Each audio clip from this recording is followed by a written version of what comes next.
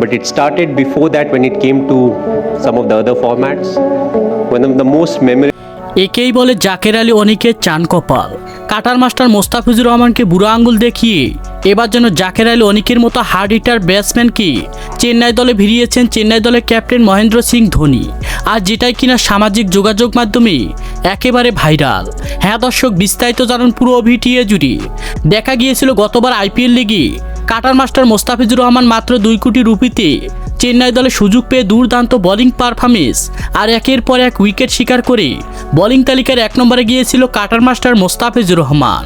আর সেই মোস্তাফিজুর রহমানকে বাদ দিয়ে একেবারে যেন হতাশ করেছেন ভক্ত সমর্থকদের চেন্নাই দলের কর্তৃপক্ষরা।